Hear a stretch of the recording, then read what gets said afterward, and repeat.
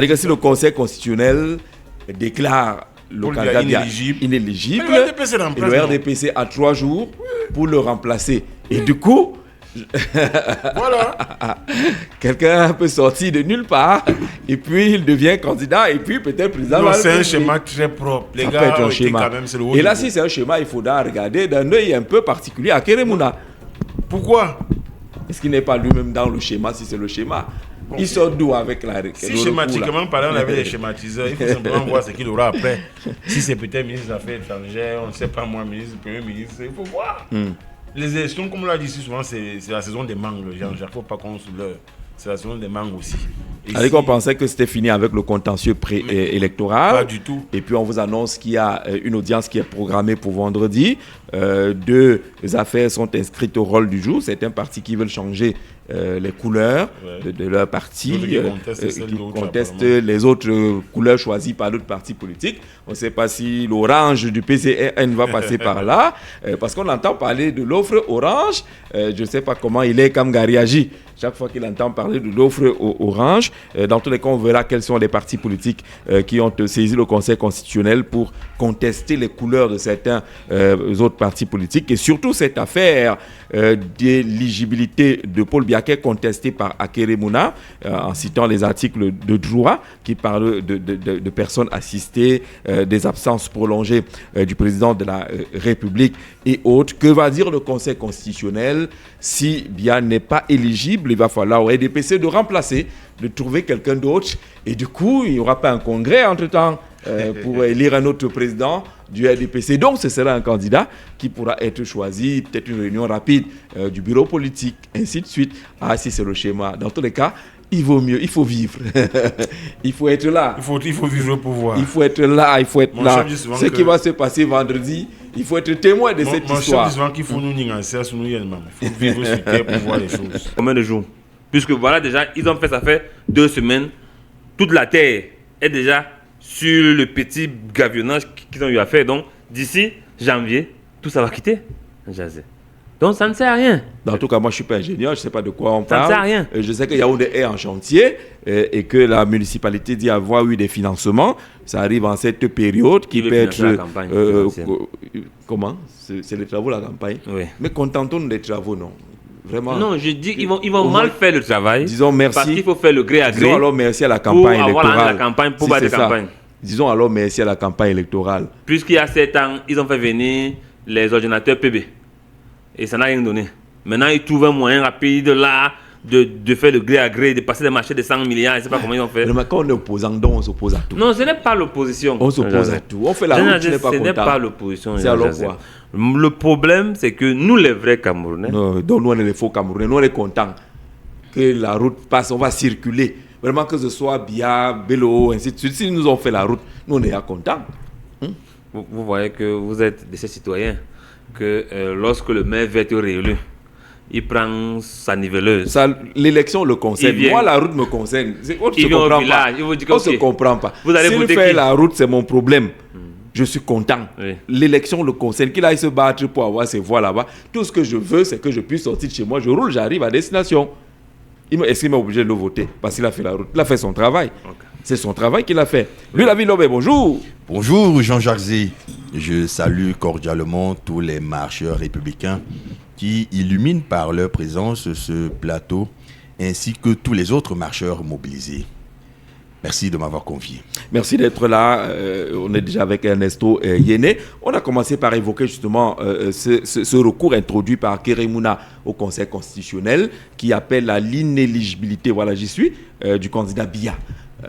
Parce qu'il estime que la loi dit qu'il ne faut pas qu'on soit candidat et que les personnes assistées, entre guillemets, ne peuvent pas être candidats.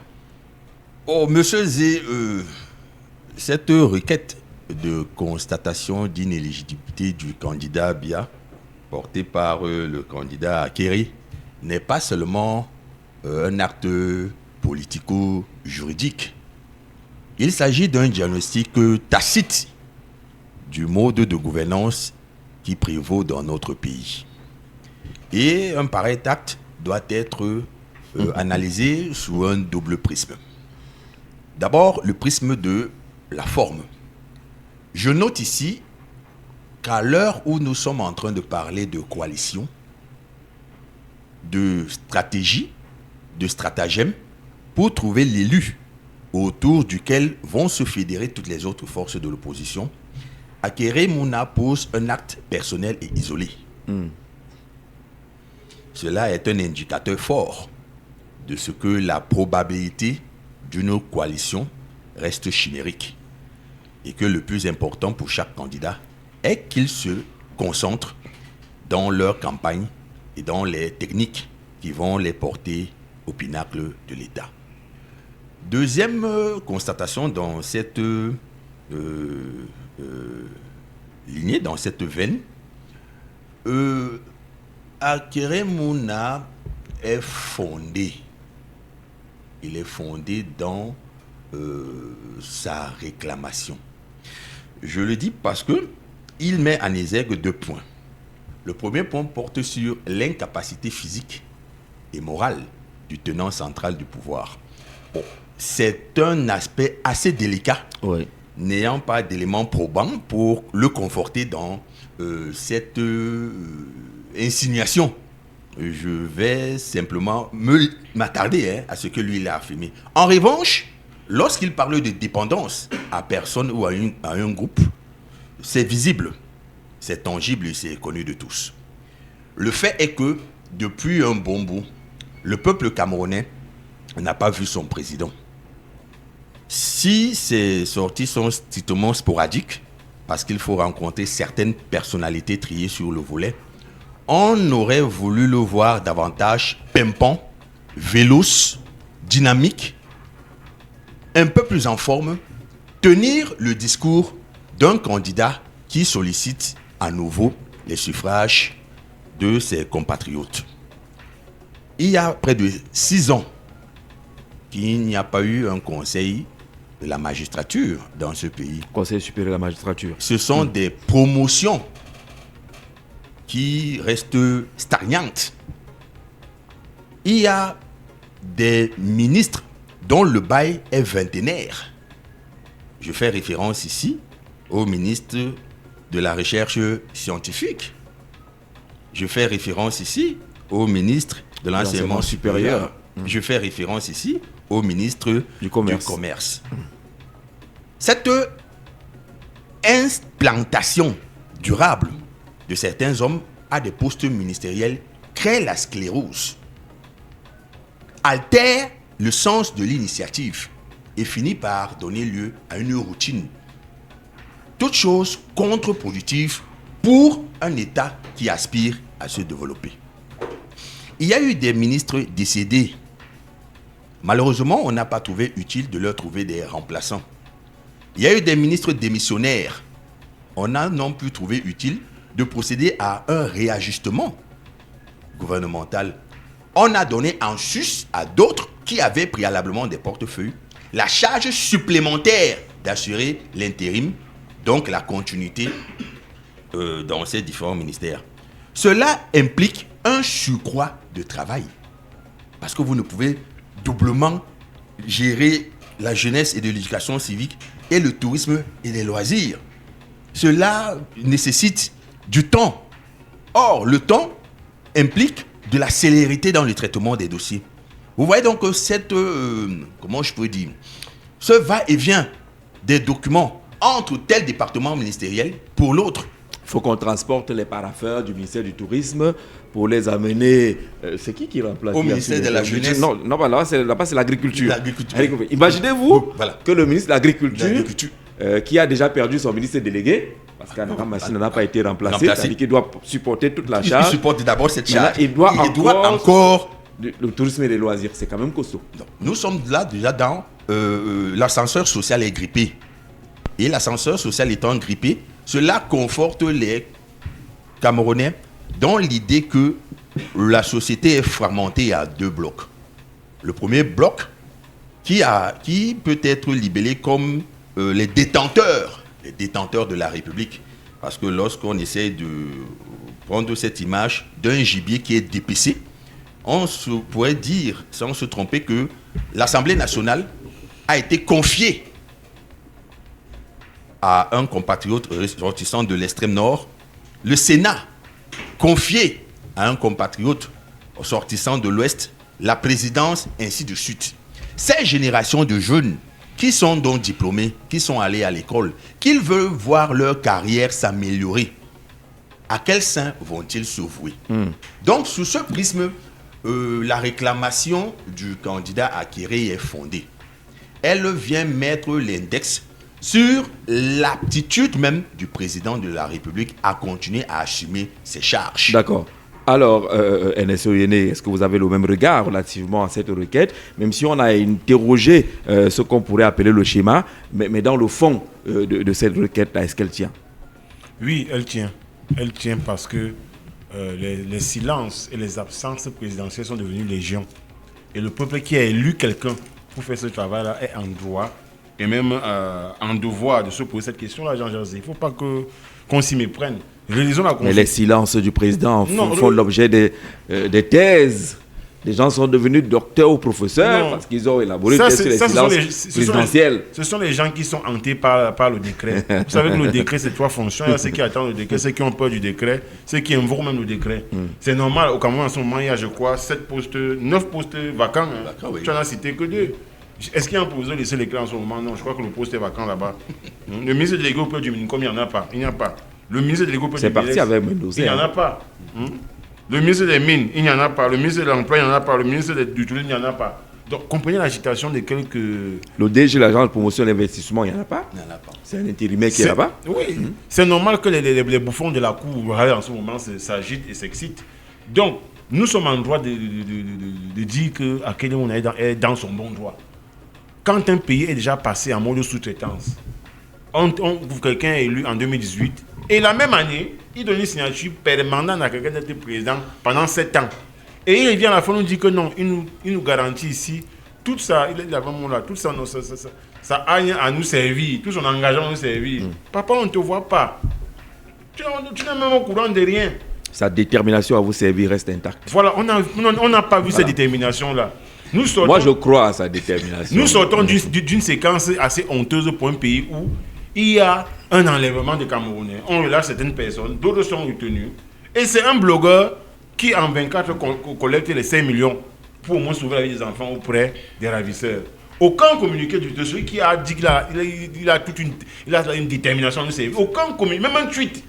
Mais si comme tu pose un acte là, il y aura tweet. Si ça passe sur France 24, il y aura réponse. Jean-Jacques, on doit se poser, est-ce qu'il y a quelqu'un qui tient le gouvernail? Parce que ceux qui font ce qu'ils font là n'ont pas été élus. Malheureusement, ils n'ont pas été élus, ils ont été nommés. Celui qui est responsable de notre situation, c'est lui. Et je dis que la sortie de Maître Akéré Mouna, elle est fondée. Ici, demain, le Conseil constitutionnel dit qu'il a raison, moi, ça ne va pas m'étonner. Comme je le disais en introduction, ce Conseil constitutionnel a reconnu qu'un gars peut passer en route, il invalide la candidature de quelqu'un et rentre chez lui. Donc, je crois que... Un gars sort du champ tranquillement. Oui, un gars sort du champ. Tout le Cameroun sait qu'il n'est plus dans ce parti. Tout le Cameroun est au courant qu'il n'est plus dans ce parti. Mais il arrive quand même, il invalide une candidature. Il n'est pas le seul. Ils ont été 2. Bon, lui était candidat, mais une dame qui n'aime pas. Qui n'aime pas candidate. Elle-même, elle est sortie du marché, elle a le sac du marché. On demande à la dame où est le document qui te permet de... Sur lequel tu critiques, elle dit que non, j'ai entendu ça à la télé. On dit, bon, toi, tu as quelle qualité pour parler? Elle dit, je suis là parce que je ne veux pas que le parti se gâte. On dit, waouh. Et on a les thèses du parti. Elle a donc sauvé le parti. Et elle obtient gain de cause. Elle a sauvé. Tu comprends donc que c'est dans ce contexte-là que...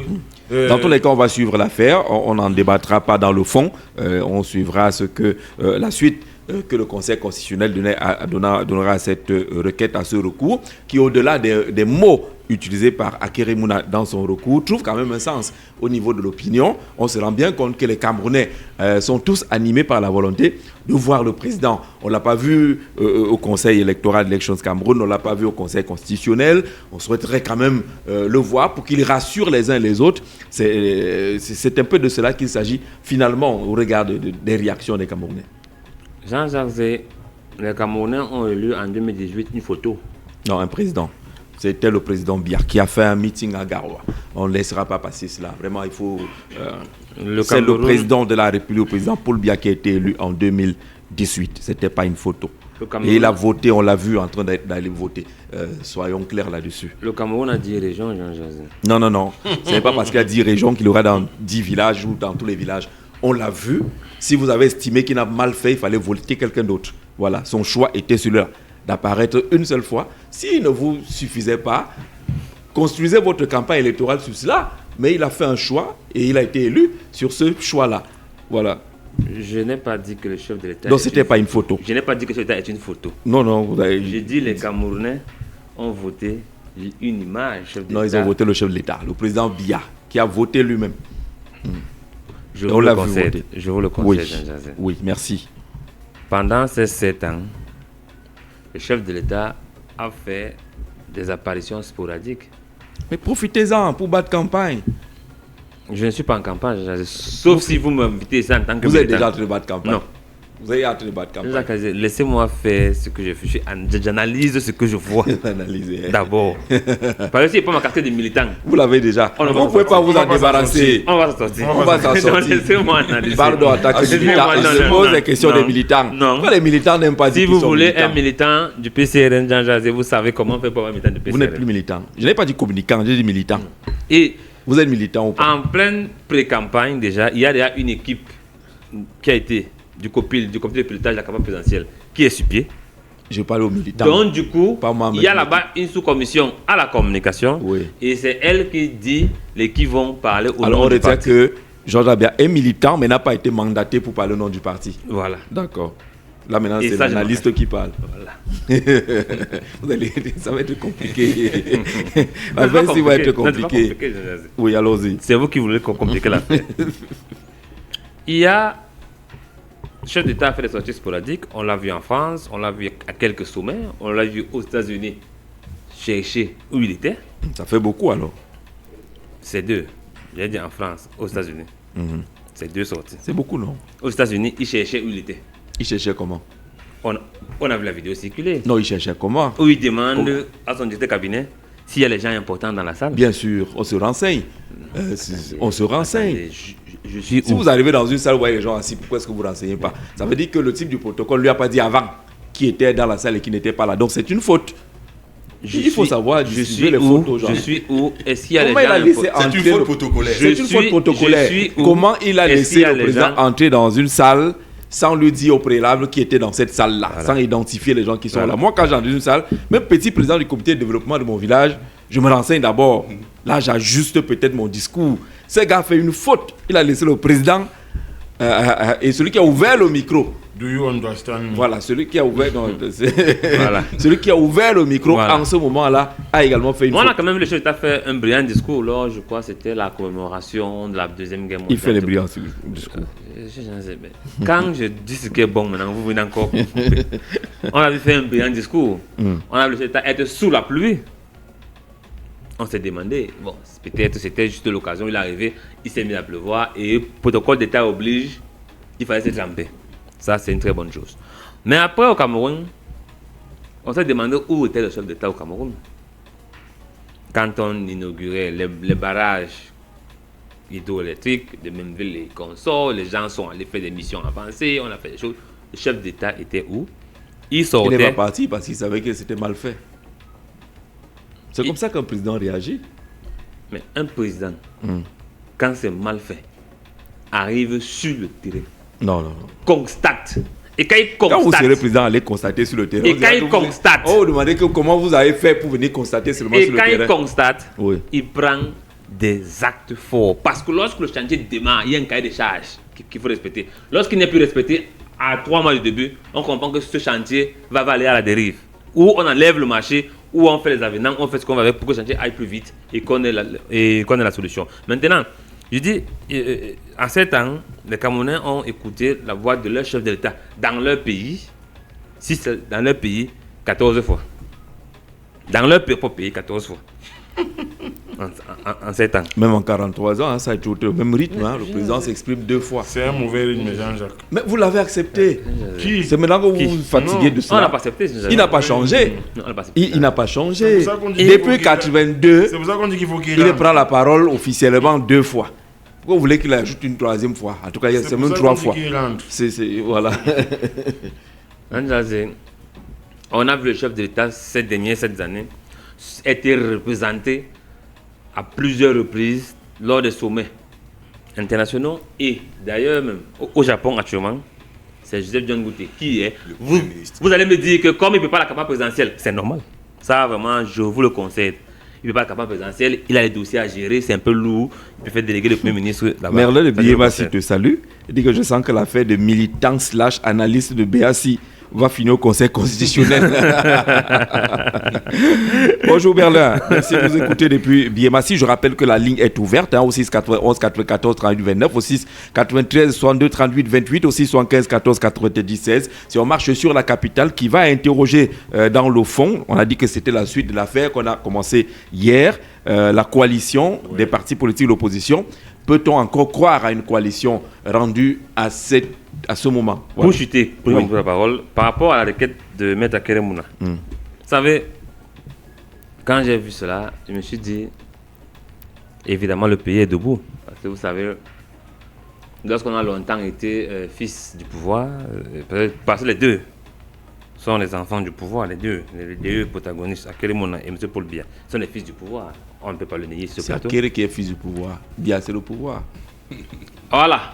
Biya, c'est le pouvoir. Donc, du coup, j'ai même voulu minimiser Biya, c'est le pouvoir. Akere est fils du pouvoir. Donc, on comprend que entre les gens du pouvoir, ils sont toujours en complicité. Ils discutent, ils causent, donc, ils partagent. Ça veut dire que Akeremouna, en appelant son père lui a dit que, gars, comme tu vois là, vraiment, je ne peux plus. Et Akeremouna, en étant proche du chef d'État, a constaté que le chef d'État ne peut plus marcher. Tu veux dire que le recours là, c'est un arrangement? Non, je dis, Akeremouna étant proche du chef de l'État, a constaté qu'il ne peut plus se déplacer, il ne peut plus manger par lui-même, il se déplace en chaise roulante. Il n'a pas dit ça. Vraiment, il n'a pas dit ça. Bon, Jean, je ne parle plus de ça. Oui, vraiment, ne parle plus. Il parle plus. Là, tu vois, Akeremouna n'a pas dit ça. Hein? Il ne peut pas dire ça. Kokotongo, bonjour. Oui, bonjour Jean-Jacques. Oui, bienvenue. Bonjour à l'autre gens. Bonjour aux millions d'auditeurs. Oui. Jean-Jacques, je réitère ce que j'ai dit hier. Mieux vaut être la tête d'une souris que d'être la queue d'un éléphant. Oui. Car un singe qui nous donne notre singe sera plus en retard. Quand chacun allait postuler à la présidence, il n'a pas dit à son copain, allons présenter l'examen du baccalauréat, tu vas venir en mathématiques ou en physique. Les candidatures individuelles peuvent bien prospérer. Mais il y a un problème de projet de société. Oui. Nous attendons les projets de société. C'est ça qui va attirer les électeurs vers les candidats. Vous comprenez? Oui. Parce que le projet de société du RDP, il semble qu'il est déjà obsolète. C'est de réchauffer. Maintenant, qu'est-ce qu'ils apportent comme innovation dans le cadre de leur projet de société? Regardez encore la sortie de Maître Akeremouna. Vraiment, je le respectais. Mais je veux qu'on soit heureux de ça. Ça, c'est la diversion. Ouais. Qu'est-ce que l'âge du président Paul Biya a à voir avec ce véhicule? Il est médecin. Comment? Ça, il est en train de nous divertir. Vraiment, Maître Akeremouna. Et voilà, c'est ce que Jean-Jean a dit là. Ça peut être un petit pouvoir qui nous dit la comédie comme il y a deux personnes qui le font de l'autre côté. Qu'on soit sérieux. Ce n'est pas le moment, Maître Akeremouna, je veux le dire en direct. Ce n'est pas le moment de divertir les Camerounais. Les Camerounais sont sérieux. C'est pour ça que nous respectons les positions individuelles, telles que celles de M. Diouf, aussi celles de Cabral. Vous aussi, présentez-vous individuellement, on voit vos capacités et votre bien au sein de l'électorat camerounais. Laissez le président en paix. Si vous pouvez nous battre, battez-nous. Jean-Jacques. Oui. Je voudrais vous poser une question là. D'accord. Est-ce qu'il est autorisé, demander aux spécialistes de la politique de commencer à donner les sondages au moins une fois par semaine? Est-ce qu'il est possible? Si c'est possible, vous me faites signe, on commence lundi prochain. À tout à l'heure. Voilà. Ça veut dire que toi, tu as les sondages. Tu veux seulement qu'on te dise que vas-y, non, je ne pas. Les sondages, c'est une science. Hein. On ne fait pas les sondages dans sa chambre. Il y a toute une organisation, toute une méthodologie. Il y a des structures agréées qui ont pignon sur rue pour faire des sondages. Je peux me tromper. C'est ça. C'est ça. Les sondages peuvent viser à avoir des indices de perception. On peut demander, voilà ce que 100 Camerounais touchés autour dans quelle manière entre Mombo et Konengi pensent.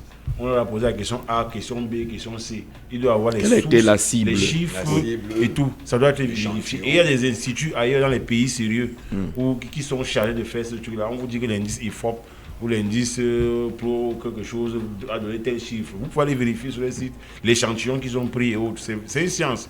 Ce n'est pas le vaudou à ciel ouvert comme ici chez nous. Parce que si on laisse tout le monde aller au sondage, on peut aboutir à une grosse manipulation. Ben, bien sûr. Les considérations seront essentiellement subjectives, ouais. Selon l'appartenance à tel parti politique ou la sympathie pour telle personnalité. Dans tous les cas, un sondage répond à une démarche scientifique. Hein. Oui. Il y a un questionnaire clairement élaboré, il y a un échantillon, il y a une cible et il y a un objectif à atteindre. Oui. Généralement, ce sont des cabinets capés qui se livrent à ce style d'exercice complexe. C'est possible dans ce pays. Et de sources concordantes, les récents sondages qui sont parvenus en haut lieu n'étaient pas du tout de nature à rassurer les tenants du pouvoir. Et c'est ce qui aurait justifié toute cette duplicité politico-judiciaire autour de l'éviction de la candidature de l'autre. D'accord. Alors, ce n'est pas les sondages on a connu les sondages il n'y a pas longtemps. Notre ami, le guide des révolutionnaires, Aimé Cyprien Olinga, a été désigné par un sondage le Camerounais préféré. D'une manière ou d'une autre, on en comprend que la coalition sera difficilement possible autour de ces personnes. Mais à y voir de près, une coalition n'est pas un acte anodin qui se construit sur la base d'éléments subjectifs sans importance. Non. Il y a un ensemble de variantes qui doivent être intégrées et qui peuvent justifier l'intérêt des uns et des autres autour d'une mobilisation. Nous avons évoqué ici, par exemple, le poids politique de la formation politique. Nous avons évoqué ici la convergence idéologique. Si, dans l'un ou l'autre cas, des partis politiques peuvent avoir une divergence frappante au niveau de leur idéologie, l'ambition supra peut leur permettre de se réunir. C'est-à-dire, on se fixe un cap qui est celui de déloger l'occupant actuel du pouvoir. Et dans ce sens, je suis au rebours de l'optimisme de mon frère Yéné. Ce que je peux valider dans ces propos, c'est qu'en lieu et place d'une coalition de personnes, on peut plutôt parler de coalition d'action. Et dans ce sens, ce serait également salutaire pour la protection et la sauvegarde des votes à travers la République. Ce que j'ai pu déceler qui pourrait être possible, c'est un attelage dans le Grand Nord. Je vois difficilement les candidats Bello et Tiroma se présenter simultanément. Ils vont forcément trouver un arrangement qui permettra à l'un des deux de se présenter. Donc la coalition, de mon point de vue, n'est pas d'abord indispensable, sine qua non, à l'avènement d'une alternance. La coalition est une option qui peut être réalisable ou pas. Il ne faudrait pas en faire une obsession.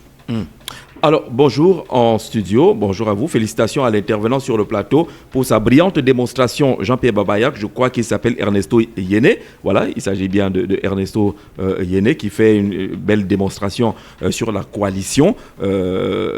Jean-Jacques Béat, quand on voit les positions des uns et des autres, les engagements des uns et des autres, on a quand même l'impression, on n'en fait pas une obsession, que cette affaire de coalition commence à être relativisée. Jean Jazé, vous savez, comme j'ai dit tout le temps, la coalition n'est pas un programme politique. Et lorsqu'un homme qui veut être chef d'État se réveille tous les matins, il ne pense pas à coaliser. Il pense d'abord à s'implanter sur le terrain parce qu'il doit avoir le pouls de tout le Cameroun. Donc ce n'est pas son objectif ultime. Mais le peuple camerounais qui est dans ce que je vais appeler, ou ce que j'appelle souvent la perversité de la mémoire collective par le parti au pouvoir, le RDPC, qui a passé le temps depuis 2004 à dire aux Camerounais, non, il faut quoi. Si vous ne coalisez pas, nous sommes un mastodonte. Un mastodonte, on ne l'affronte pas en rang dispersé. Ce sont les discours des militants du RDPC. Et les Camerounais, dans la grande majorité, ils ont fini par intégrer cela comme une chanson. Non, il faut coaliser pour battre le RDPC. Mais ce que moi j'ai dit ici, c'est que ceux qui le disent même ne votent pas. Ceux qui disent qu'il faut coaliser pour battre le RDPC, non, pour la plupart, jamais voté. Il dit pour la plupart, ils n'ont jamais voté. Car il y a actuellement 5 millions d'adversaires au changement au Cameroun. Ce n'est pas Akeremouna, ce n'est pas Kabalibi, les adversaires des autres. C'est ces Camerounais qui ne votent pas depuis 2011, qui n'ont jamais voté depuis 2011, mais qui sont toujours inscrits sur les listes étoiles, mais qui ne votent pas, qui sont les adversaires du changement au Cameroun. D'accord. Monsieur Bayeme, bonjour. Bonjour, monsieur Gagabze. Ah, je connais votre numéro. Dès que je vois un numéro qui finit par 40, je sais que c'est monsieur Bayeme. Oui, bienvenue en marche sur la capitale. Ok, je vous dis bonjour à Dieu et à tous ceux qui sont passés déjà et ceux qui viendront après nous. Oui, je veux commencer par le premier auditeur qui a appelé, que je dis bonjour à le Cocotonga. Cocotonga, oui. Mais je vais lui dire que s'il parle avec légèreté de M. Akeremouna, de ses positions ou alors de ses combats, ça veut dire qu'il ne le connaît pas assez et qu'il n'est pas dans le paysage politique. Parce que M. Akeremouna mène des combats que nous voyons qui sont visibles. Certes, il peut être dans un parti politique aujourd'hui qui est moins vigilant que les autres, mais c'est une voix qui porte et qui compte. Je voudrais venir au niveau des mais il estime que son engagement aujourd'hui relève de la diversion. Revenir avec le débat sur l'âge du président, sa présence ou ses absences, en ce moment, pour lui, c'est la diversion. Oui, monsieur Jacques, vous avez énuméré un truc qui semble être de l'ironie, mais ça peut être un fondement de quelque chose de très sérieux. Vous parlez, ça peut être du chemin. Vous savez bien qu'au sein du gouvernement actuel, ce n'est pas tout le monde qui est pour la candidature du président Paul Biya. Oui. Et vous savez que M. Akeremouna a des amis au sein de ce gouvernement.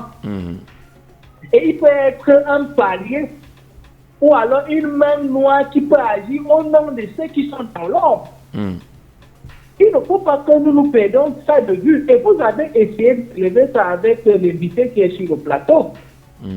Attendons voir ce qui advient vendredi. Vendredi soir, on saura si c'était fondé ou pas. Mais est-ce que nous pouvons dire que M. Akeremouna, de manière légitime, n'a pas le droit de revendiquer? Nous savons que ce pays s'est géré de manière par procuration, si on peut le dire comme ça. C'est connu de tous. Et un monsieur a relevé tout à l'heure sur le plateau, je pense que tous les invités, M. Yéné, que pour faire un concours Cameroun, on demande d'avoir un certificat médical, non? Oui. Mais pourquoi pas la présidentielle? Celui qui va gérer le pays, comment ne peut pas connaître son état de santé? Mettons ça dans les propositions. Pour le moment, la loi ne l'a pas prévu. Voilà, la loi ne l'a pas. C'est parce que la loi a toujours des entorses qui mettent pour essayer de pallier à certaines éventualités. Pour distribuer, pour masquer certaines situations qui peuvent être déplorables pour la vie, la vie d'une nation. Encore que ce n'est pas une garantie, hein. On sait comment on manipule même nos certificats médicaux. Oui, ça peut être suivi, c'est le cas. C'est qui est sûr que ça existe. Bon, maintenant, venons en coalition. Oui. Il y aura peut-être des coalitions, mais ce n'est pas tous qui iront dans des coalitions. Parce que vous êtes sans ignorer que même le parti au pouvoir, le RDPC, est dans une logique d'avoir des coalitions tout autour de la candidature du président Paul Biya, si jamais elle est validée vendredi. Et là, l'objectif est de nier l'opposition. Je vais vous dire déjà à M. le grand Payene que la posture de Joshua aussi est claire. Il va disperser les voix de l'opposition. Il ira tout seul. Et il y a le candidat de l'UMS, monsieur Koum. Kwemo. Je pense que c'est lui. Kwemo. Lui, il va faire cavalier seul. Il ne sait pas prononcer. Ce sont des pensions du RDPC. Et je le vois qu'il va maintenir son électorat du Mungo. Donc, il y a des actes là. Akeremouna est dans la logique des gens du Nord. parce qu'ils parlent. Il y aura, je pense, 3 coalitions. La coalition de ceux qui vont suivre Bello-Bouba, parce que Bello-Bouba est dans sa logique que c'est lui qui doit être la tête de groupe. Et maintenant, son électorat du Nord est déjà émietté. Il y aura peut-être 2 ou 3 personnes qui vont peut-être le suivre. Mais la coalition la plus plausible, qui sont déjà en train de s'émerger, c'est tout autour de Chiroma, qui regroupe déjà l'univers, l'Opus. Alors l'univers a investi à Keremouna. Vous voyez un rapprochement Issa Chiroma à Keremouna. Oui. Ils ont déjà un rapprochement très fort même, très ancré même. D'accord. Il y a même le jeune Ioti, je crois que c'est Iodi Iram. Oui, qui est dans la même veine. Et maintenant, le seul soutien fort que M. Chiroma est en train de vouloir séduire aujourd'hui, c'est le président Maurice Kamto, qui a envie de rallier à sa cause. Bon, maintenant, nous avons la coalition qui est un point important et qu'il ne faut pas qu'on se le mate. Il y a Cabral Libi, qui est aussi là. Et il y a ils sont là pour parler. Hein.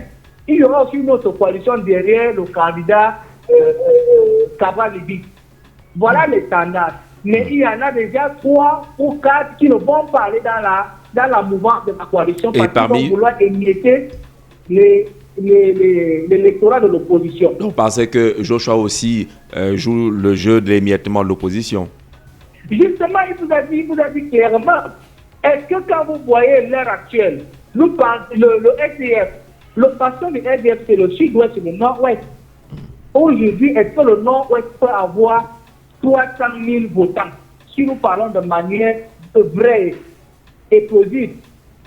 Il ira déjà avec 0, quelque chose de pourcent. Ça, c'est clair et net. Il n'est pas dans la logique de celui qui veut gagner l'élection présidentielle. Il n'est pas là. Il est dans son positionnement.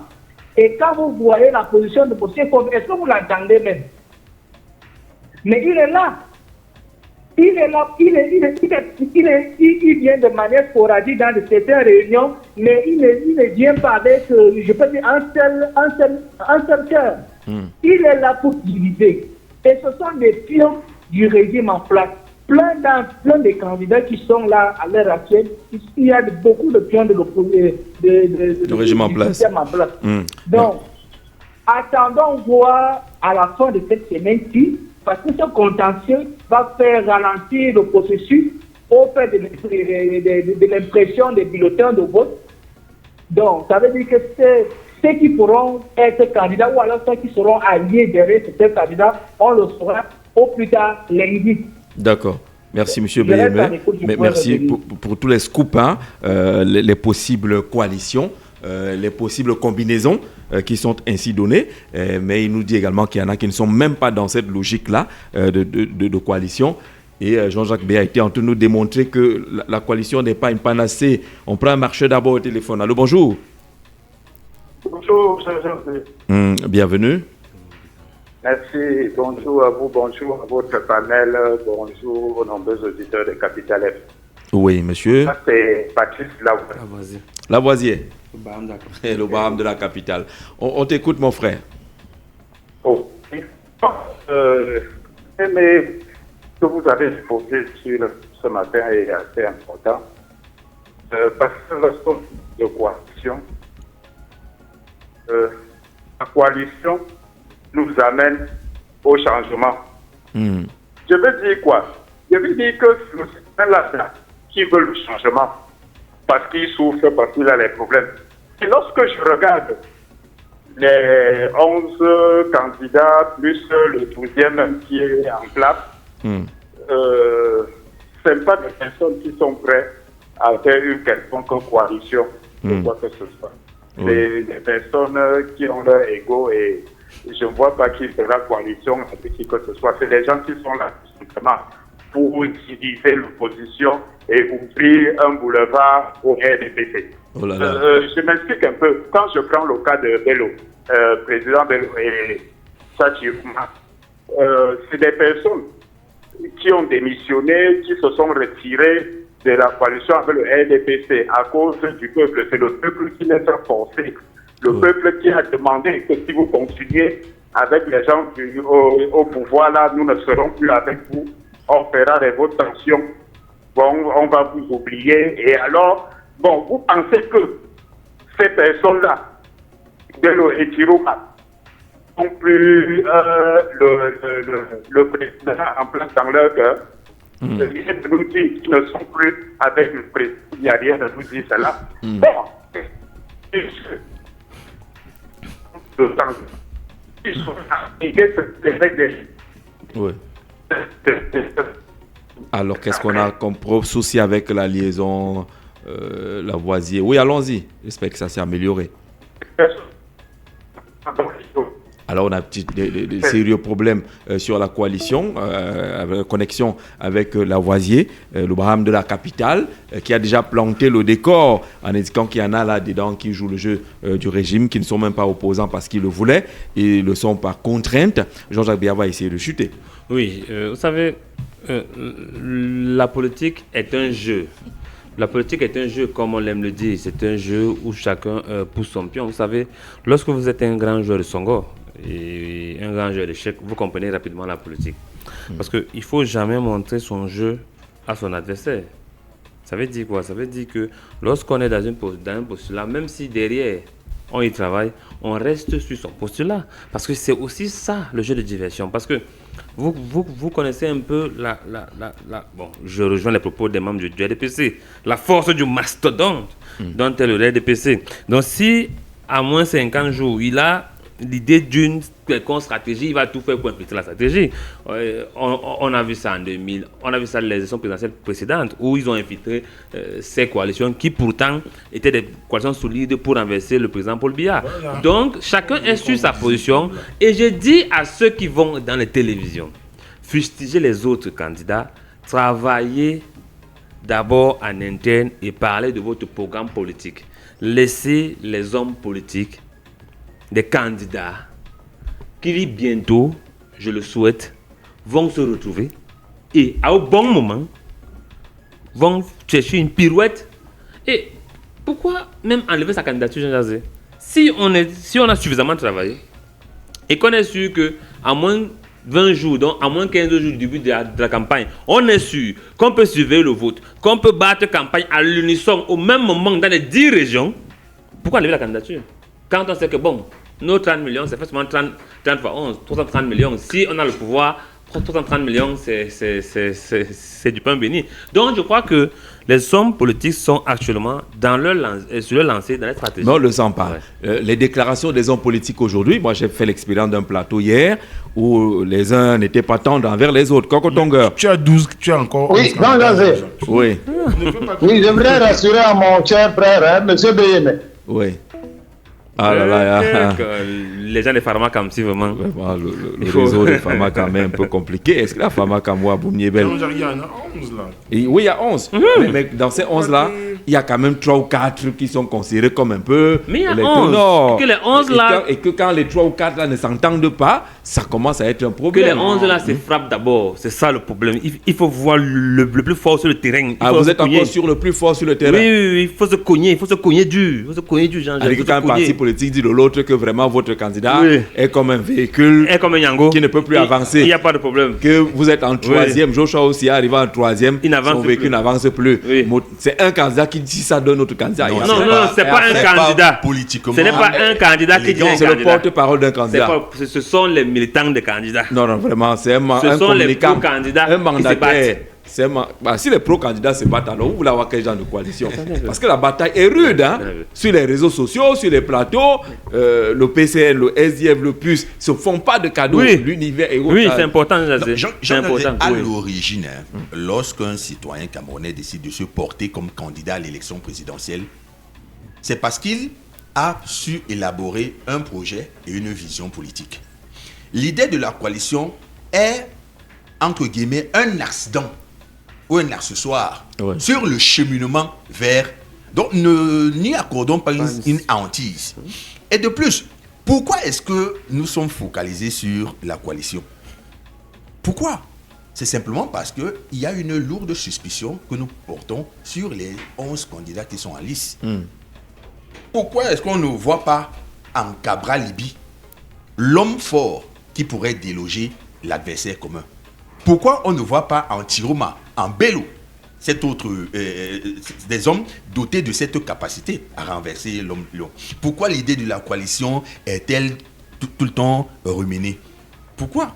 Moi, il me semble plutôt que les Camerounais refusent de prendre connaissance des idées qui sont élaborées par les différents candidats. Moi, j'ai lu les propositions du candidat Bello. Les 6 propositions qu'il a énoncées comme réalisables après 3 mois ou 9 mois à la tête de l'État. Je pense que ce sont des propositions digestes et recevables. Lorsque vous prenez également connaissance de tout ce qui est élaboré par l'UMS de Pierre Kouemou. Ah, il parle quand même? Monsieur Kouemou, bien évidemment. Vous savez, il y a une différence entre le verbiage et la prise de la parole publique. Il y a une mesure dans son comportement. Mais ce sont des hommes d'État qui sont dignes d'intérêt, qui devaient être scrutés et écoutés par les Camerounais. Cette idée d'éparpillement des voix, pour moi, c'est faux. Nul ne peut éparpiller les voix. Les Camerounais choisissent librement et souverainement et doivent assumer leur choix. Si on estime que Joshua n'est pas à même de présenter des gages de crédibilité comme un leader fort pouvant débusquer l'adversaire commun, on se rue vers un autre. Un autre. Oui, Coco-Tongueur. Et sur les 11, il y a des candidats qui sont dignes d'intérêt. D'accord. Retour du Coco-Tongueur. Oui, Jean-Jacques, merci beaucoup, merci. Je voudrais rassurer mon frère BM. Je n'ai pas négligé la valeur de Maître Akeremouna. Mais vraiment, il n'est pas l'heure de parler de l'âge du président. Ça, c'est la diversion. Maître Akeremouna est un monsieur qu'on reconnaît à l'international. Ça, je n'ai pas nié de sa valeur. Mais ce qu'il fait là, c'est la diversion, selon ma modeste opinion. Et je continue de dire ceci, en leur posant, ceux qui veulent la coalition là, est-ce que M. Bello Bouba et Isa Chiroma ont vu bien dans la coalition?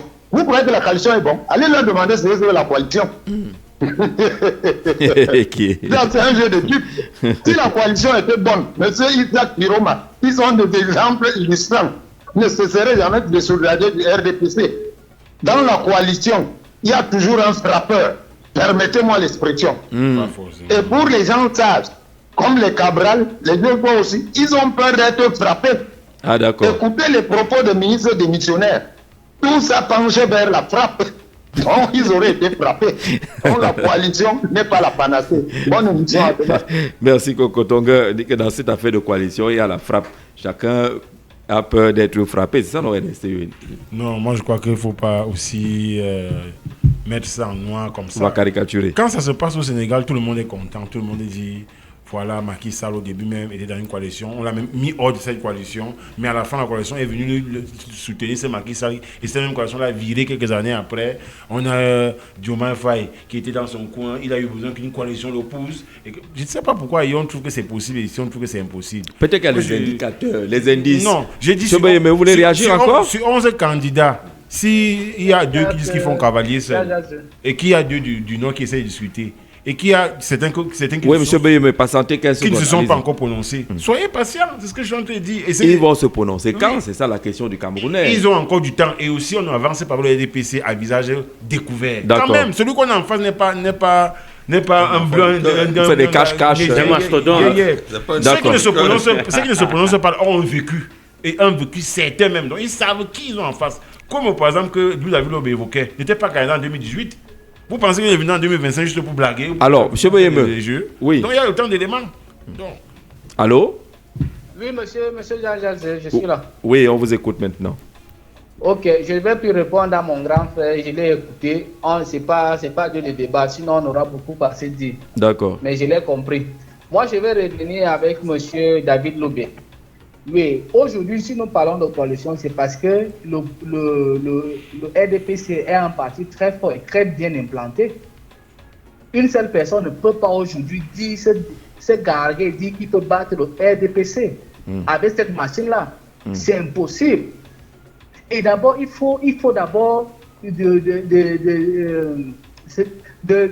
sous, si je peux dire ça comme ça, Et quand vous voyez ces candidats, c'est vrai qu'on ne connaît pas leur compte en banque, mais vous savez bien que ce sont des gens qui sont aussi un peu, qui se limitent, si je peux dire ça comme ça. Et le RDPC fait des cotisations tous les jours, disons, tous ces députés-là. Où tu es là-bas? Monsieur. Tu es trésorier? Monsieur BM, vous êtes trésorier du RDPC? Monsieur Jean-Jean Béa. Monsieur BM, vous êtes trésorier du RDPC? Laissez-moi donc vous répondre. Voilà, il va répondre. Laissez-moi donc vous répondre. J'ai une personne à qui je suis proche, qui est députée, qui a 1 200 000 francs le mois, qu'on coupe 200 000 francs chaque mois pour le parti du RDPC. Moi, je te donne une information si tu ne connaissais pas ça. Oui. Tu comprends? C'est ainsi que ça marche, très souvent. Va demander à d'autres personnes. Ils te diront il faut une contribution des élus, la contribution des élus pour la marche du parti. Même au PCA. Donc, tu ne savais pas, c'est une information que je te donne. Donc, pour faire... Si vous me laissez, et cet argent n'est pas pour la campagne présidentielle. Non, mais ce n'est pas toi qui décides la destination de cet argent. Ça entre d'abord dans les caisses du parti. Oui, M. Béyeme. Voilà, vous avez répondu à la question parce que c'est ce que je voulais lui dire. Maintenant, je peux continuer. Je vais dire à M. Jean-Jean Béa, comme vous voulez que nous parlions de vous, vous avez essayé d'indexer des gens qui viennent sur des plateaux mal parler de l'opposition. M. Jean-Jean Béa, vous faites partie de ceux-là aussi. Parce que vous êtes, en tant que consultant, vous êtes aussi un militant. Et il y a des moments où vous prenez position en tant que militant et ça ressort, même si vous ne le voyez pas. Nous, on vous écoute, on le ressent. Des fois, même c'est M. Jean-Jean Béa qui essaie, souvent essaie un peu à sa manière aussi, parce que lui-même aussi, si on essaie de fouiller, il est quand même président de sous-section du RDPC, essaie aussi de cadrer tout ça. Mais je vous assure que ça ressort toujours. Aujourd'hui, sans coalition, l'opposition est faible. Et je vous ai dit aujourd'hui que M. Bello Bouba, je voulais parler de David Lobé. M. Bello Bouba essaie pour une certaine réforme, mais il ne veut pas être le commandant en second. Il veut que ces gens, ces candidats se rallient à sa cause. Et nous ne trouvons pas ça faisable. Quand vous partez dans une idée de coalition, vous entendez tout le monde. Et on perd quelque chose quand on part dans une coalition et on gagne quelque chose. C'est clair et net. D'accord. Donc, je vous laisse terminer l'émission. Il y en a encore beaucoup à dire et je vais écouter. Oui, Ludovic. Jean-Charles, je voudrais dire à mon ami Béyeme que, au nombre des paramètres les plus élémentaires sur lesquels se fonde une coalition, figure la stature du postulant. Oui. Bello Bouba, au-delà de tout ce qu'on peut lui dire, c'est quand même un vécu politico-administratif assez remarquable. C'est un ancrage dans le cœur du système et dans les rouages complexes de la haute administration. Donc, il se voit difficilement, du haut des éléments à sa possession, en train de se retrouver à la remorque. Mais d'une manière ou d'une autre, tous ces éléments doivent être discutés sur une table commune. Voilà donc qu'il est clair, mais il a redit, M. Béyeme a redit que sans coalition, vous ne pouvez pas bousculer la machine en face. Oui, on ne dit pas non. C'est vrai que ce serait prétentieux de dire que tout seul on va casser la machine. Et je vous dis que même cela, ce n'est pas le cas. Chaque candidat, là, pour qu'on connaît, ils ont au moins, je veux dire quoi, je ne veux pas dire des alliances, mais des liens étroits, soit avec d'autres partis politiques que vous ne voyez pas, même avec des organisations civiles que vous ne voyez pas. Il y aura 33 000 bureaux de vote. Il y a des partis qui ont déjà commencé à travailler dessus. Il y a des leaders qui maîtrisent certaines zones géographiques au Cameroun qui ont changé déjà de dupliquer ça dans le silence, dans les autres régions, avec des associations, des confessions religieuses même. Oui, vous allez voir, il y a peut-être Cabral Ebi qui a pris la parole ouvertement dessus, mais d'autres se préparent déjà à ça. L'enjeu, c'est quoi? C'est déjà au moins être sûr qu'il y aura une certaine transparence dans le vote. Quand vous parlez des bureaux fictifs qui naissent et meurent après la transmission des PV aux commissions mixtes, vous pensez que les gens sont parlés déjà d'anticiper là-dessus? Vous voyez un gars qui a pris le bon cas, vous pensez qu'il a fait ça comment? Le EDP sur un sac à dos? Non! Il a Donc, une expérience sur le terrain. Voilà, donc que les gens comprennent qu'il y a aussi des stratégies qu'on ne peut pas étaler au DPC. Le DPC vous donne cette stratégie. Jamais. Le DPC D'accord. vous dit ce qu'il est en train de faire. Jamais. Dans le grand nord. Jamais. Pourquoi vous dites jamais? Pourquoi c'est seulement ils le ce disent que, où? pourquoi c'est seulement ce que Motoman de les gars sont en train de faire? Mais je vous dis une chose, il y a même des images qui circulent. Ces leaders se parlent beaucoup. D'accord. Puisqu'ils en ont fait en 2018. Il faudrait que les gens le sachent. On va Donc, prendre le Motoman sur de cette Kwaba. vérité-là, Oui. qu'il faut que les gens se mettent ensemble. Ils se mettent déjà ensemble. D'accord. Ceux qui vont faire One Cavalier, ils vont faire Cavalier, ils verront ce qu'ils vont voir. On ne peut pas demander à 11 personnes de se comporter de la même manière, de la même façon. C'est Il 11 faut que tu aies esprits. au moins les points de consensus. Oui. Motoman de Kwaba, bonjour, bienvenue. Alors, je vais te laisser intervenir sur la question de la coalition. Une affaire qu'on a ouverte depuis hier et qui joue les prolongations aujourd'hui. Bienvenue. Oui, monsieur Jean-Jean, l'affaire de coalition présentement, finalement, même ça dérange au Cameroun. Parce que même les opposants sont encore dans les mois quoi dedans. On ressent que chacun veut tellement mieux manger. Comme Patrick Siméon disait souvent que ça c'est la période de Ngamba, ou bien c'est Ngamba politique, ou bien il y a Langara. un terme pareil. Langara politique. Oui. En ce moment où le destin du Cameroun est en train d'être retracé, qui pouvait être retracé maintenant, vous allez voir que les responsables des partis politiques sont concentrés sur eux-mêmes. D'autres vont dire que non, je ne peux pas m'allier avec celui qui n'a même pas deux personnes. D'autres vont dire que je ne veux pas m'allier avec celui qui, l'autre est trop orgueilleux. L'autre, quand il m'appelle, il a déjà tout dit, il veut seulement que je vienne dire que Amen, comme on dit souvent. Non, ce n'est pas ce qu'il faut.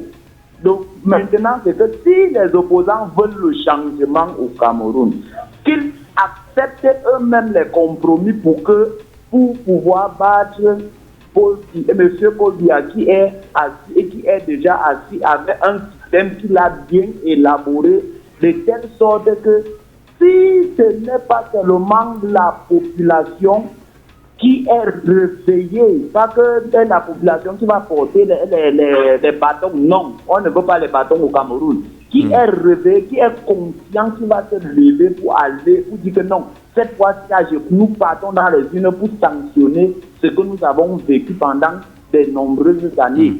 Si ce n'est pas ça, je ne vois pas que ce soit Cabral Libi, que ce soit même le professeur Kanto, que ce soit l'autre, ça ne peut pas donner. Tout c'est de s'associer pour pouvoir regarder à l'objectif, le changement.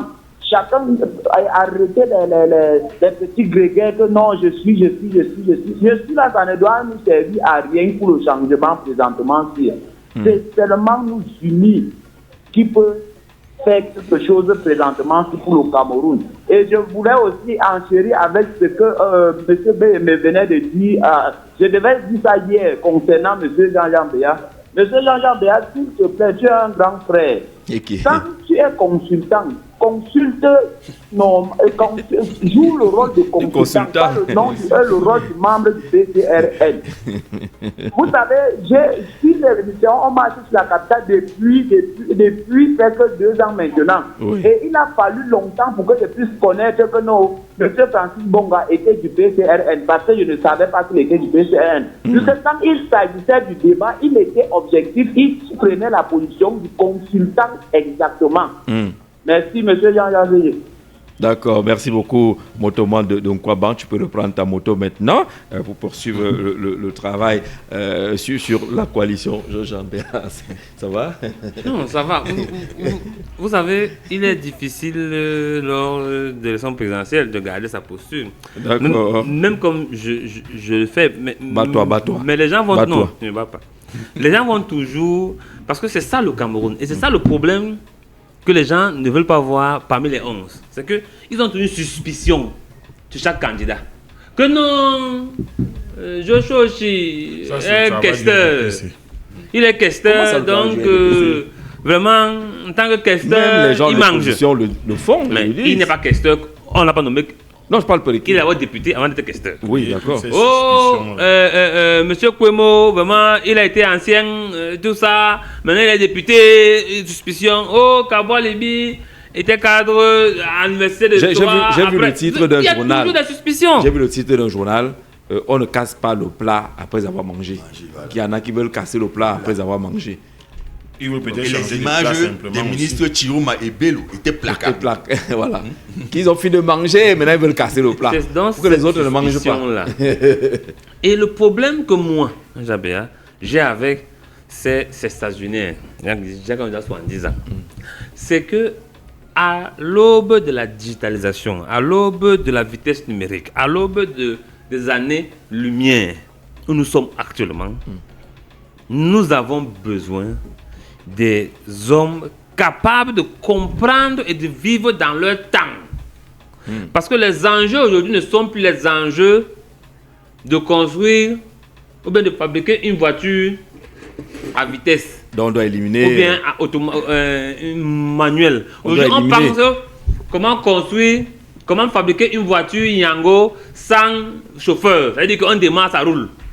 Et dans ce contexte-là, quand vous avez déjà 80 ans, il est difficile de se réinventer parce que vous n'avez pas ce temps à vous réinventer. Vous avez passé le temps à être assis à signer les documents. C'est ça le véritable problème, Jean Jazé. L'âge n'est pas un problème.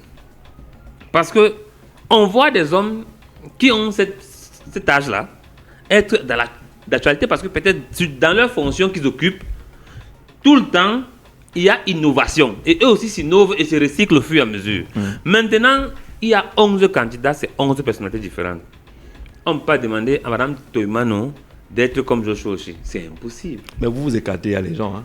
Vous C'est pensez impossible. que quand on a un Vous certain qui- âge, on ne vous peut pas qui- être up-to-date. vous On qui ne peut pas généralisez. utiliser l'ordinateur. Vous qui on peut pas- généralisez.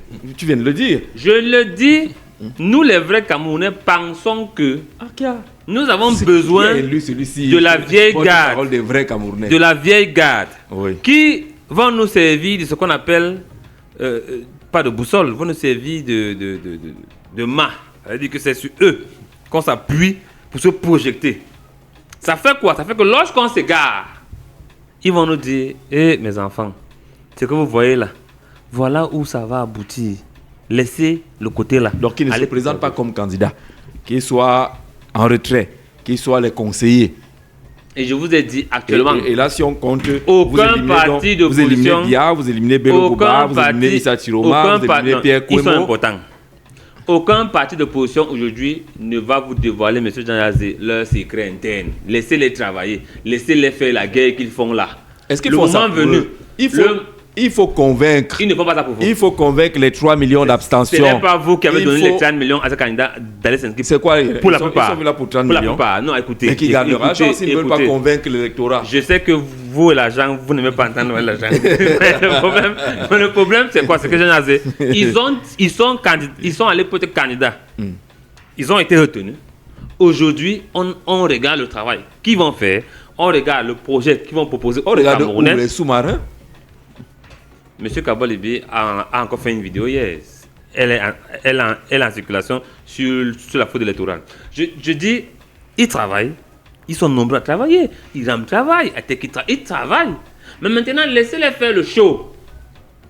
Mais je dis juste que l'adversaire au Cameroun, ce sont ces 5 millions de Mais ces 5 Camerounais millions veulent qui m'écoutent. voir. Ils ne veulent rien voir, Jean Ils Jazé. veulent voir le candidat. Jean Jazé, j'ai dit Que ils vous ne leur veulent présentez, rien non voir. 11 personnes Ils ne veulent qui ne rien s'entendent voir. pas, qui ne Si parlent c'est pas. 5 millions de Camerounais, votent qui ils veulent.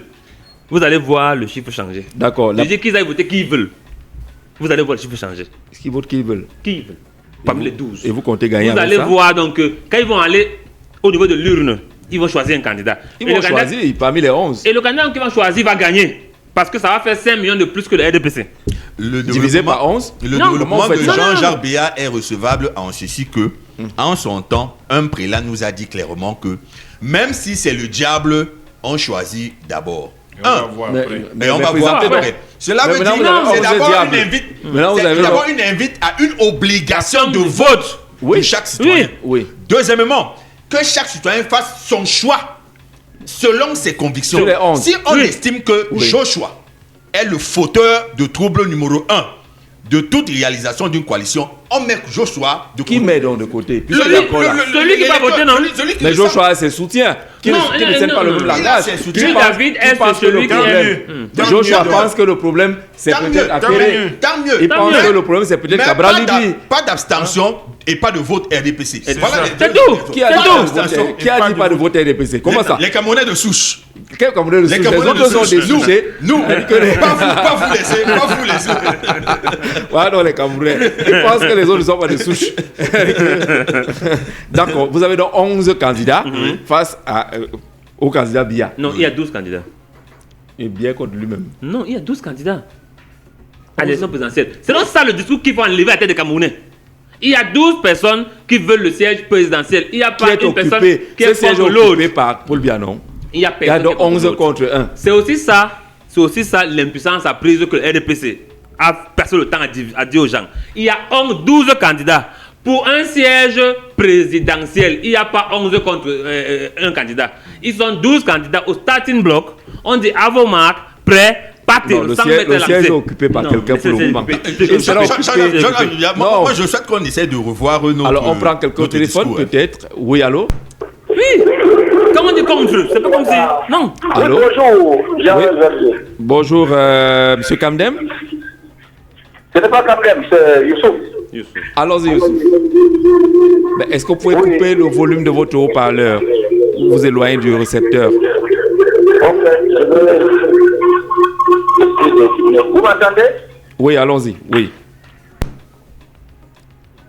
On vous entend, Youssouf. Est-ce qu'il est parti? Est-ce qu'on n'a pas malencontreusement perdu le marcheur au téléphone? Oui, le discours de Jean-Jacques Béard, moi je disais 11 contre 1, il dit que c'est 12 contre 12. Non, 12 pour un siège. Non, moi je pense qu'on doit essayer de revoir notre discours afin de présenter aux Camerounais l'enjeu réel de cette élection. Oui. L'enjeu, c'est lequel? C'est de débusquer la clique qui nous maintient en captivité et en précarité. Donc c'est 11 contre la clique. Donc ça veut dire que c'est 11 contre la clique. L'objectif n'est pas seulement de se trouver un président de la République. C'est ça. Mais l'objectif est d'abord de chasser, de débarrasser ces rapaces qui s'agrippent aux poches. Ils sont là. Vraiment, ils sont là. Ils ont entendu que vous les appelez les rapaces. Oui. Et les rapaces sont solides. Hein? Ne pensez pas que vous allez dire. Il n'y a pas de problème. Il n'y a pas de problème. Avec des lancers-pierres, on les met dans un bouillon. Ces propos renforcent également la position des rapaces. Nous voyons des rapaces devenus apeurés. Et ils sont sur le terrain. Ils sont sur le terrain. Gravement. Il n'y a pas un jour sans meeting. Il n'y a pas un jour sans meeting dans l'ORDP. Nous sommes également sur le terrain. Nous savons que c'est le seul meeting. Sur les 8 millions de votants, si nous tous nous levons le 12 octobre 2020, c'est les 8 millions de votants. D'accord. On part à l'isoloir avec 12 bulletins en main. Camerounais, écoutez-moi. Non. C'est quoi? Choisissez. Ce n'est pas la campagne. Choisissez parmi ces 12 personnes celui que vous croyez. Là, vous n'êtes plus analyste. Celui que vous croyez bon. Et mettez dans le bulletin de vote. Maintenant, la campagne électorale a commencé. Il faut qu'on change un peu le discours populaire. Il n'y a pas 11 candidats contre le candidat Paul Biya.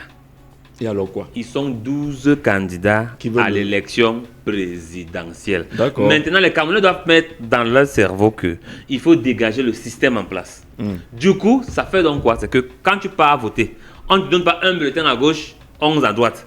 Les 12 bulletins sont posés sur la table. Oui. Tu les ramasses. Oui. Tu prends l'enveloppe, tu pars à l'isoloir. Donc, pour dire qu'on doit commencer à changer le discours, on dit 11 contre 11. C'est 12 candidats qui veulent un siège présidentiel. Parce que quand les campagnes commencent, M. Paul Biya n'est plus là. Je ne suis pas d'accord avec cette lecture. Il faut une image qui frappe. L'image qui frappe, c'est qu'il y a quelqu'un qui occupe le fauteuil présidentiel. C'est dans l'image qui frappe là que vous utilisez qui rend donc M. Paul Biya fort. C'est que lui, il est seul fort. Non, mais en face de lui, il y a 11 petits. Non. Il est le président. Non, il est alors, la problématique de la coalition trouve tout son sens du fait que les militants du parti au pouvoir sont pour certains des futurs candidats à la candidature au sein de leur parti pour les échéances électorales législatives et municipales. De leur score en faveur du président candidat en octobre 2025 dans leurs localités respectives dépendra leur adoubement ou non dans les listes de ce parti. Voilà les multiples adversaires de l'alternance. C'est-à-dire que chacun va aller se battre parce qu'il sait que mon avenir se joue derrière le score que je vais réaliser dans ma communauté ou dans ma région par rapport aux échéances à venir. D'où l'intérêt de l'inversement du calendrier électoral. Travaillez d'abord pour me réélire et je verrai comment vous rétribuer l'année prochaine. C'est cela la ligne directrice du président de la République selon toute vraisemblance. Jean-Pierre Babayak, merci pour cette contribution au 6 91 94 38 29, au 6 93 62 38 28, au 6 75 14 90 16. Changeons de langage. Il y a ce que propose lui David Lobet, d'aller débusquer les rapaces qui sont au pouvoir. Jean-Jean Béa pense que non, ce discours n'est pas bon. Il ne faut pas le mettre dans la tête des Camerounais. Qui a 12 non, parce qu'il est dans 11 contre 1. Non, il est dans 11 contre 1. Ce que tu le refuses. système en place. Oui. Mais le 12 octobre, c'est un peu comme Usain Bolt. Quand il partait défendre son titre. Ouais, c'est ça. Aux Jeux Olympiques. Oui. Il est champion olympique. Non, vous prenez même une très belle image. Voilà. Lorsque vous descendez dans l'arène, il y a ces you-you de vos supporters qui ont pour vocation de vous doper parce qu'il y a un objectif précis à atteindre. Il faut donc présenter à l'électorat camerounais l'objectif à atteindre. Et je dis que c'est un double enjeu sur lequel nous sommes adossés. Le premier enjeu ne réside pas seulement sur le choix du prochain président. C'est d'abord de débusquer les rapaces et ensuite se trouver le président. Le président est secondaire. Le choix du président est secondaire. Mais l'enjeu préalable, c'est de défricher le sommet de l'État. D'accord. Allez, on va sortir de l'émission. J'imagine bien ce que pensent ceux qui sont dans le camp d'en face. Quand ils vous écoutent là, j'ai l'impression que les gens, ils pensent que c'est avec le balai. Ils disent que voilà, il faut débarrasser et ainsi de suite. Hein? On balaie. La campagne électorale sera intéressante dans tous les cas. On écoutera les uns et les autres et on verra comment cela se passe sur le terrain. On a eu quelques minutes de retard à l'allumage. On a quand même fait l'essentiel avec les marcheurs de la capitale. On sera demain, on espère, dans de très bonnes conditions et que Néo ne nous fera pas des clins d'œil qu'on n'a pas souhaité. On ne fera pas ami-ami. Demain, on espère bien avec Néo. Merci Ernesto. Je vous en prie, Jean Jersey. On sera là. Transmettez nos salutations à Sa Majesté le chef. Oui, et mon mot vous salue. Et voilà. On se retrouve demain.